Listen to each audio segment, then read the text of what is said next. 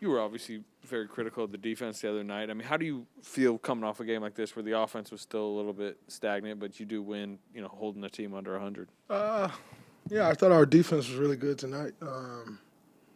You play good defense and take care of the ball, you give yourself a chance to win. And we defended well all night.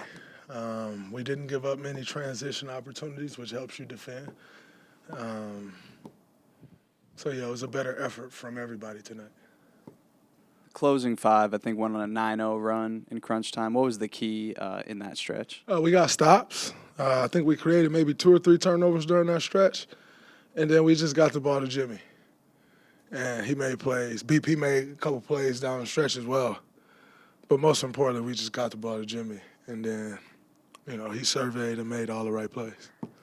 Draymond, it looked like Jimmy and Gary kind of found something in that second quarter there and carried into the second half. What did those two guys do to impact this game? Well, Jimmy obviously draws a lot of attention when he's driving to the rim. And Gary was able to find all the open spots in their defense. He was great cutting, rebounding the basketball, which was incredible. But, he did a great job of playing behind the defense. And Jimmy's always looking for the open man. If you're open, he's going to throw that pass every time. And G was open, and he found him probably like 4 or 5 times he found him on the cut. Draymond, you know full well what Jimmy can do, especially offensively. Without Steph, do you guys need him to impose a little bit more on that level like we saw at the end of the game? Yeah, definitely. Without Steph.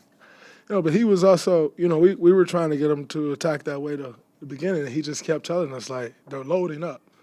So, we need to create some other movement because they're just loading, And once everybody else started moving around him, then it opened gaps, and he was able to do what he did.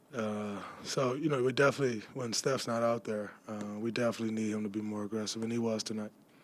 You mentioned BP making some big plays down the stretch. He's had a kind of rocky start to the season. What was he sort of doing in the second half to get that rhythm? He was aggressive. We always talk to him about just being aggressive.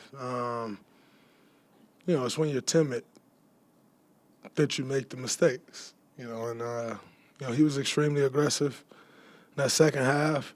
And even when he wasn't scoring, it created for other guys because of the aggressiveness that he was playing with it, So he played a really good floor game for us tonight.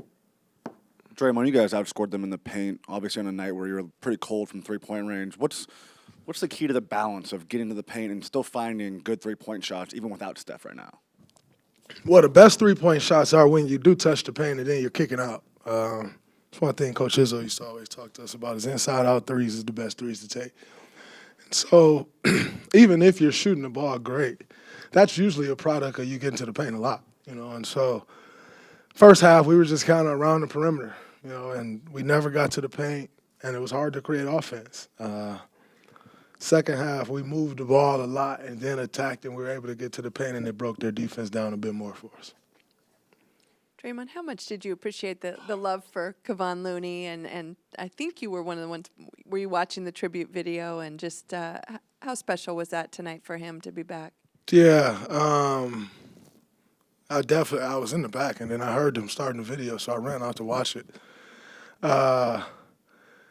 Very special for Looney to be back here, after 10 years with this organization.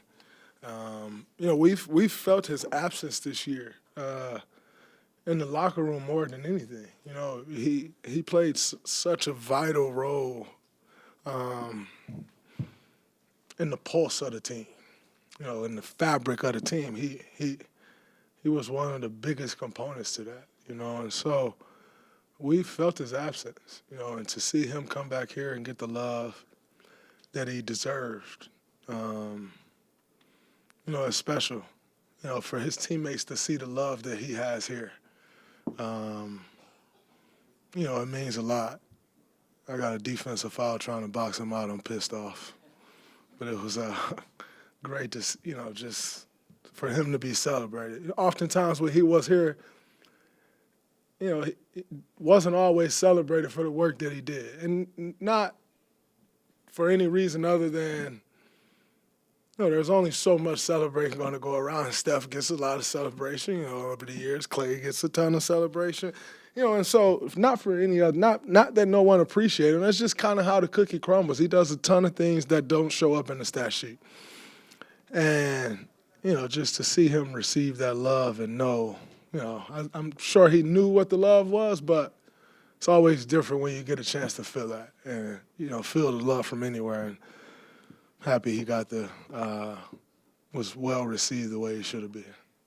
Without Steph for however long, how much do you guys need to change the offense and run kind of, I guess, less of the motion stuff and more of the stationary ISO stuff? Yeah, we definitely called a lot more plays tonight, which will be the way it's going to be without Steph. It's a lot less random because you just got to get dominoes to fall a different way to start the action, and so we need to be more structured. We need to move the ball faster. And when you got an advantage, you got to keep that advantage,